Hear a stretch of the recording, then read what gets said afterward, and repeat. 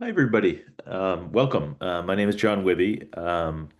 I want to welcome you here to the very first session of what we're calling Amplify, which is subtitled Mastering Public Communication in the Age of AI. It's an Innovate US workshop series presented by the Burns Center for Social Change at Northeastern University.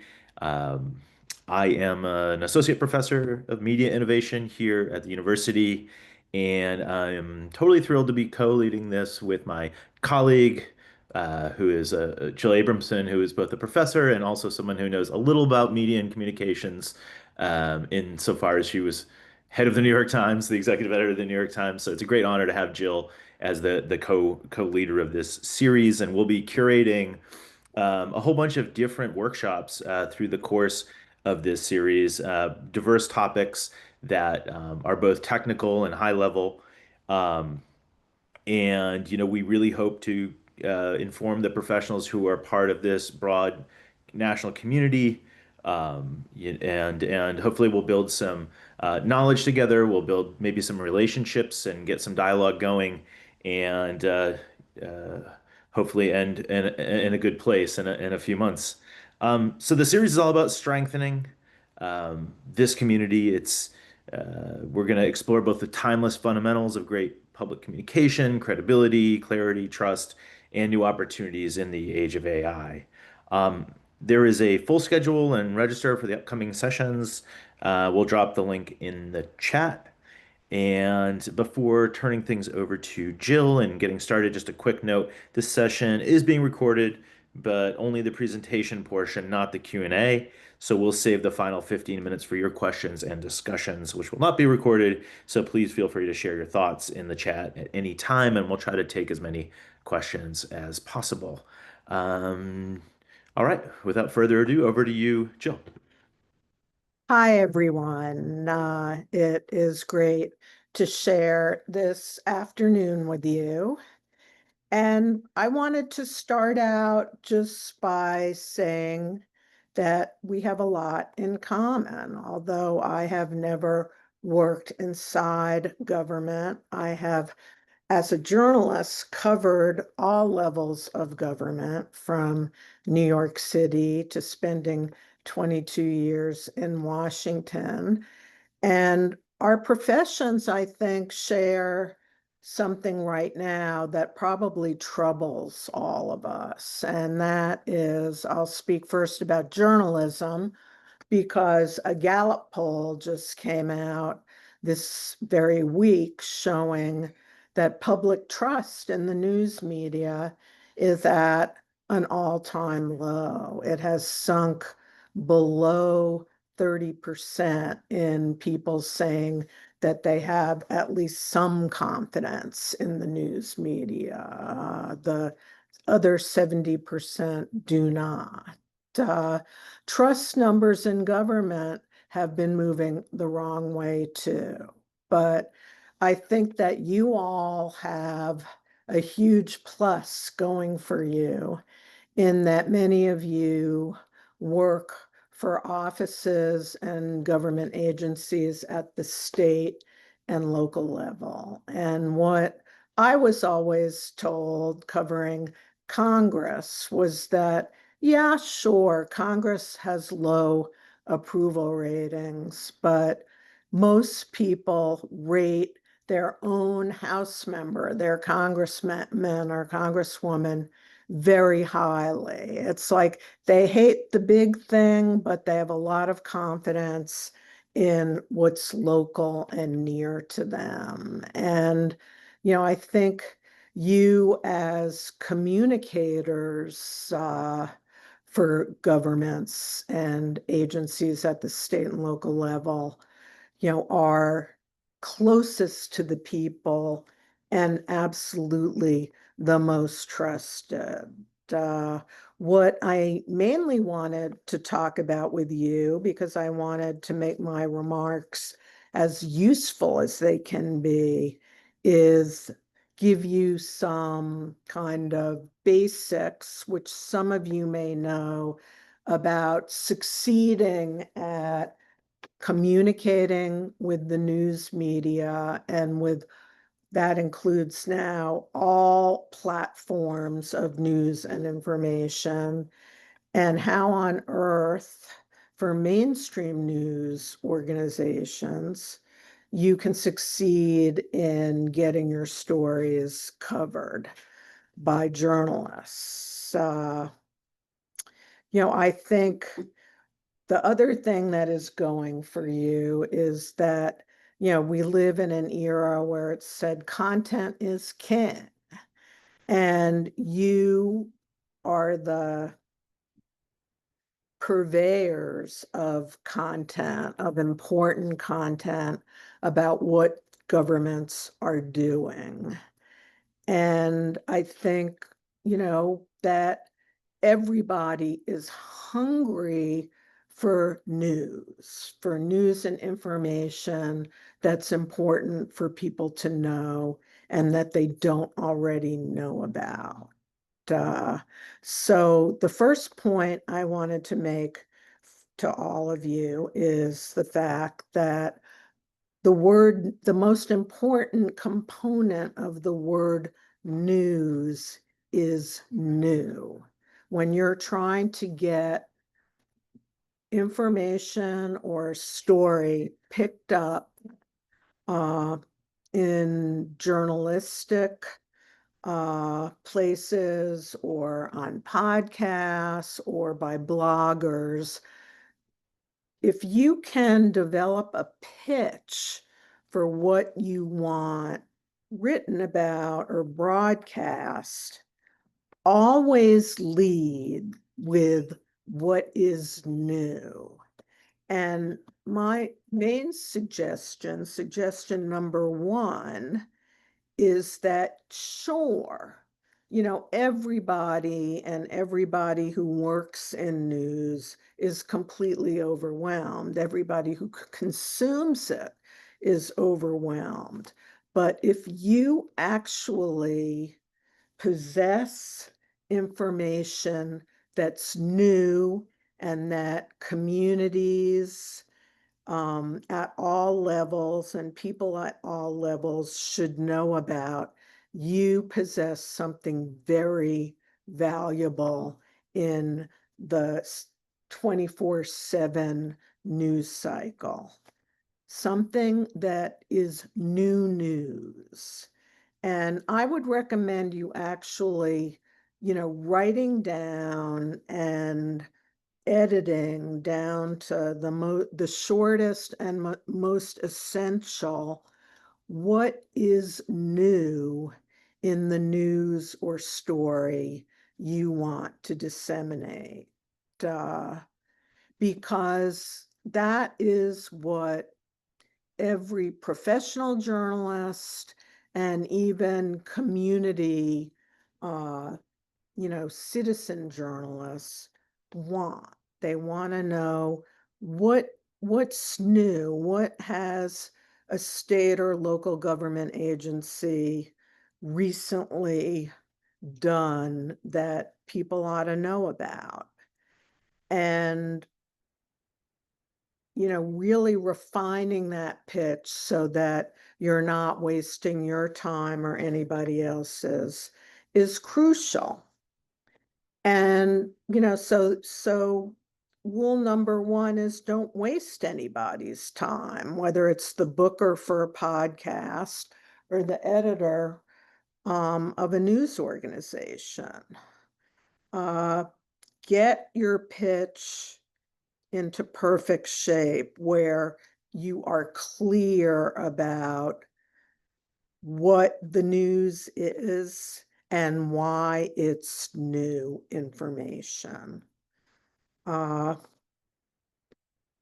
my biggest frustration as a reporter, I've been a reporter at both the New York Times and the Wall Street Journal, covering politics and policy in Washington, was when someone had a long pitch and didn't really pinpoint what was that, what was newsworthy about it, what would excite my editors, what would make them want to schedule my story. So refine your pitch.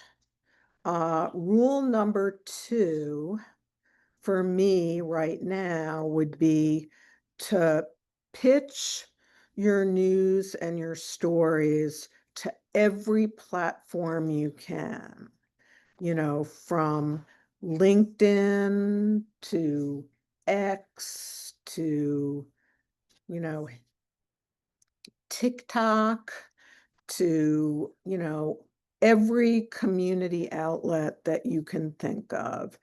Think of not only eyes, but ears as well, of not only print, but every kind of platform. That is crucial. And, you should have, if you don't already, and I bet many of you do, you got to keep a running list of who who the local bloggers are and state and local journalists. I always preferred to get a pitch in email before a communications person called me. I don't think cold calling is nearly as effective as emailing, even though everybody is deluged with emails.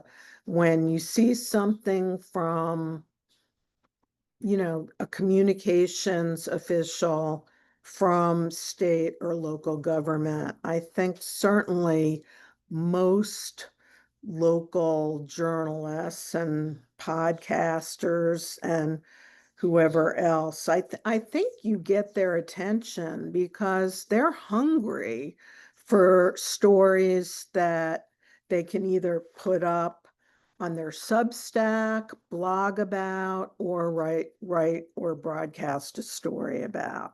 So I think the best opener is email. And, keep a running list of the people, keep the emails of everyone who responds to you. And each time you're making a pitch, grow that list. It's gold. It really is.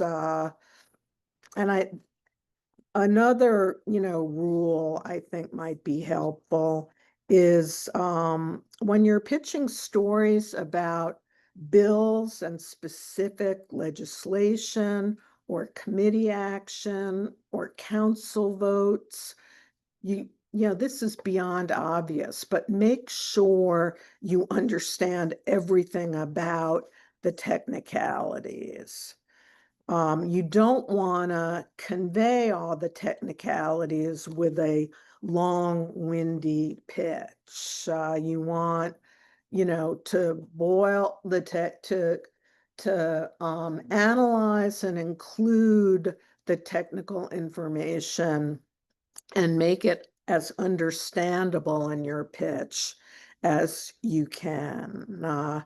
My boss at the Wall Street Journal, when we'd be pitching stories to him, if I'd go on too long or get too much in the weeds, to get mired in too much detail, he would always say to me, "Don't build me a clock. Tell me what time it is." He wanted the essence of something.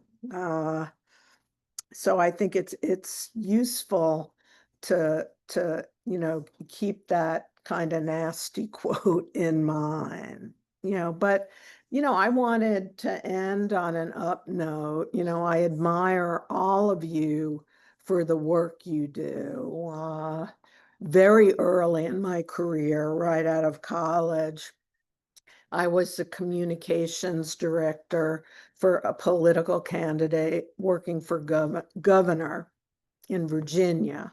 So I really do know how hard your work is and, how in this crazy information environment, how much harder it is for you now than it was for me back in the relative Stone Age. And, I think that the popularity of Michael Lewis's book, Who is Government, which has essays from wonderful writers about what state and local and some federal officials actually do. It was a major, major bestseller and the winner of a Pulitzer Prize. That people want to be reminded about how essential government is and how effective it is and how it makes tangible good changes in their lives. And all of you here today have a role in protecting our democracy at a very perilous time. And I think you are doing a great job, and we're here very, very, John and I are very, very grateful to you for your time, your work, and your attention. Back to John. Thanks, Jill. I really appreciate it, and just want to echo and underline the sentiments of how important your work is, and really hoping we can continue to add value in the coming workshop series.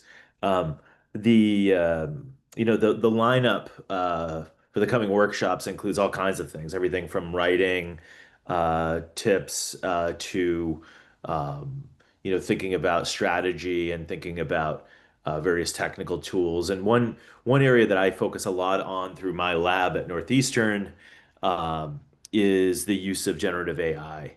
And so today I wanted to just give a few kind of overview remarks about how I see generative AI intersecting with public communication at this time. So I have some slides and I'll share those. Um, but just know that we'll have more detailed sessions too about using generative AI from various perspectives, ethical, practical, functional. We'll have those coming up. But I'll spend a few minutes now um, talking about that space, and then we will open it up for questions. So let me first share some slides. And okay, here we go. Um, my email's right there if you want to get in touch, j.wibby@northeastern.edu. Happy to answer questions or connect with people on various things. Um, so, I see the series agenda for generative AI as being about a bunch of different things. First of all, I think we want to get some kind of we will offer a point of view on the state of the art. It may be incomplete, in particular to the way I see it or other speakers see it, but hopefully we can give you, some real value there in terms of what's important. We want to talk about customization of tools. Think about, what are the fundamental skills that you need, some of the key terms and concepts. It's obviously a world that has a lot of jargon, a lot of very new jargon. I just actually filled a whiteboard. I was teaching my undergraduate students who were from, different disciplines, computer science, business, journalism, communications, and we filled an entire whiteboard with jargon terms and tried to define them all yesterday. It is not easy, even for those who are pretty sophisticated users, to kind of keep up with what's going on. And we'll talk about areas like specific domains that communicators are interested in, such as visual images, data visualization, simulations, and getting kind of simulated audience feedback, which is an area that we just did a white paper on. Happy to share that. And then, of course, ethics. So, our goals, as I see it in the series, are not, um, is it really to make you faster, sharper, and more informed by context research and data, to leverage tools and that adhere to and boost your core values and your brand identity as a public institution.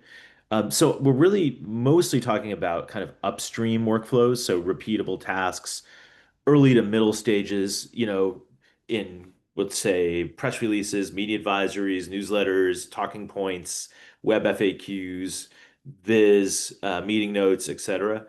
So not necessarily content farms or like really public facing front end content. I know there's a lot of trepidation about um, using AI directly, for example, to produce social media images, particularly when you're a public agency. We'll talk about all of that. So human directed workflows, not content farms. Um, Also thinking a little bit about the organizational communication structures that I think can help public agencies and communicators become AI ready. So we talk a lot about AI readiness at Northeastern, um, and it's a sort of broad concept. Um, in the communications realm, I think information integrity is going to be and remains for you especially like absolutely the coin of the realm, the highest value.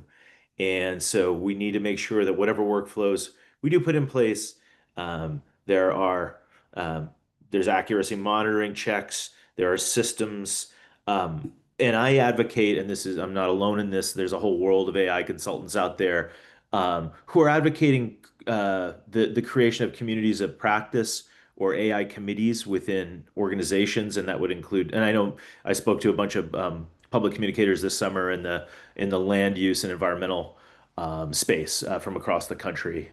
Perhaps some of you are on the call, but we talked about forming AI committees, which can really be internal sandboxes, experimental places where new workflows, new ways of doing things can be experimented with without the high risk of producing stuff necessarily for the public right away. Um, so we can talk about those structures, and there are diverse ways of doing that. Um, we are going to talk a lot about ethics. This is from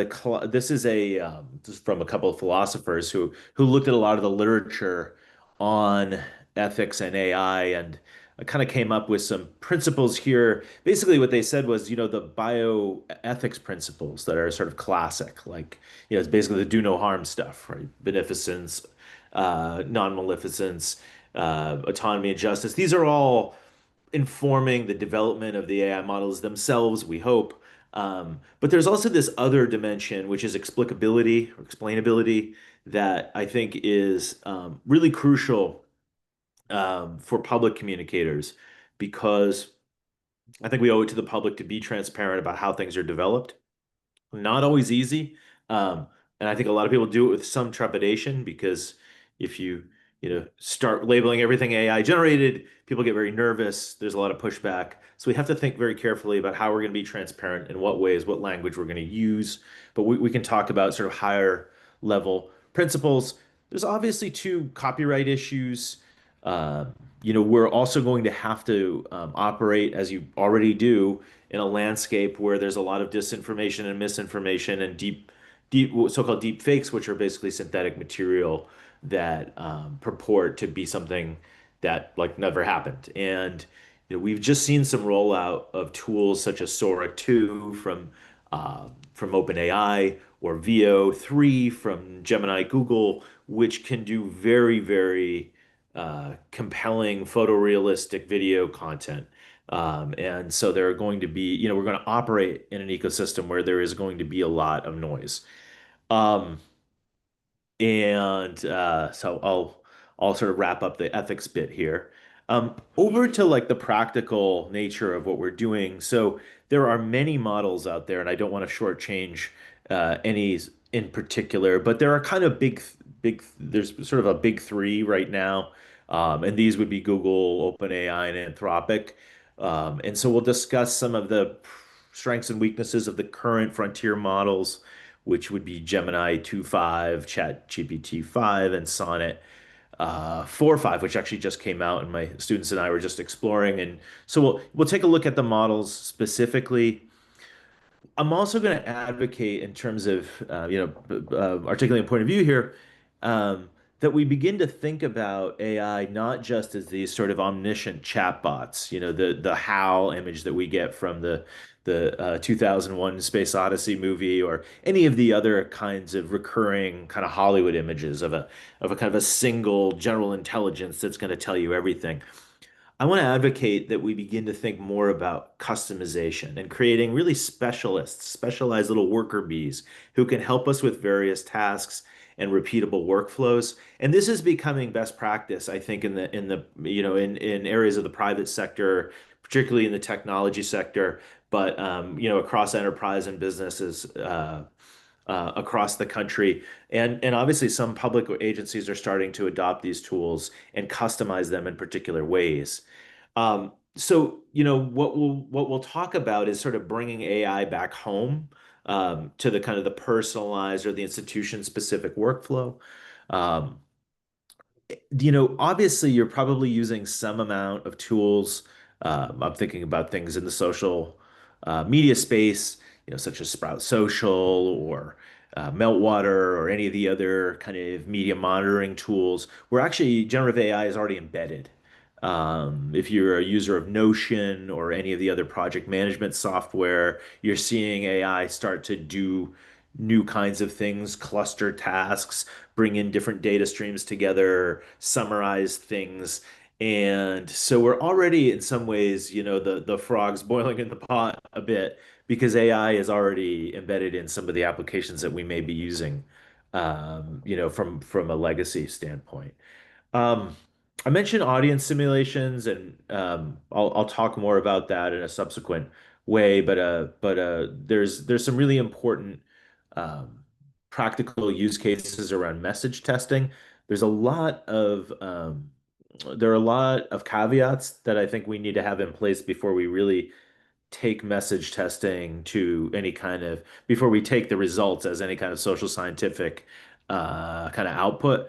I'll discuss that, but there are many teams out there, and we've in my classes and in some of the course consulting work we've done. I mean, there are a lot of PR agencies that are doing um, kind of red teaming of messages or situations or scenarios. And it turns out that the models are quite good uh, at kind of generating for internal purposes different kinds of provocations and but whether they're actually simulating reality is something very different. So I think we want to be very careful. We'll talk about that. The general we're moving, as I said, away from the kind of the omniscient guru to the more customized worker bee, from general purpose to kind of custom made. And I think when I think of the goal for communicators, I think it's preserving st tone, style, voice. We want to be consistent with our brand, our institutional identity. Um, you know, as I mentioned, information integrity and trustworthiness are paramount. As Jill said, they're great questions, very, very weighted and fraught questions right now about public trust, especially government, communications related and how people may trust your communications or not. And therefore, I think, using tools that allow for control, stability, precision, super important. Um, and I will get to some of those customization tools in the next workshop. Um, Also going to discuss what you might think of as like the learning ladder. I kind of this particular slide actually has it both up and down. What you kind of need to know to um, get your feet on the ground, the orienting knowledge, so that you can use the tools in a smart way. And then this whole discipline of prompt engineering and optimization, how you actually put inputs in that yield useful outputs. And then we'll talk about custom GPTs or gems or cloud projects, other ways of customizing the intelligence with base knowledge and instructions so that you can get something that is useful and part of a repeatable workflow. And we can also talk a little bit about, the kind of the future of agents and, also the governance structures that we might want in place. But there's I want to sort of at least introduce a learning ladder so that you can kind of place yourself in this world. One of the things that I think is a core skill, especially in terms of doing really good prompts, is this idea of thinking like a model. Each of the models actually have different, first of all, they have different pre-training data sets and ways of doing things, different algorithms. Um, the models have kind of different personalities depending on the way you prompt them. Increasingly, they have memory of who you are and what you've done and what you're interested in if you want to turn that on. So we almost have to think about using the models as a kind of form of, we're the therapist and we're sort of learning. And so it's a journey of discovery, and I think we're all in it together. And this discipline that we're calling prompt engineering, I think, is worth investing some time in. It already the term prompt engineering is transitioning into other terms like context engineering or whatnot. We're trying to teach a lot of our students to be good prompt engineers, context engineers, and get them ready to go into professional workplaces to be good AI users, ethical AI users, but also to be able to train other people. And so that's a goal of mine, and we'll talk about prompt engineering. Um, I'm gonna skip over this, but this is a customization interface in ChatGPT. If you haven't used it, we'll go through how to use that and how to create a customized chatbot. If you think about what ultimately we're doing in terms of communicating to the public, um, there are a number of different use cases around audience development, reaching audiences. Um, and people are using AI tools in really sophisticated ways to do things like predictive content development, like based on data out there, what might actually resonate with a given community or public. Um, Content personalization, yeah, audience engagement. These are all things that are using, these are areas of practice that are using generative AI in different ways. We'll talk about that. Um, Content scheduling and distribution, uh, dashboards for data analytics and in media and communications. These are all different kinds of use cases and applications that that I think are being aided substantially by generative AI, at least in certain sectors.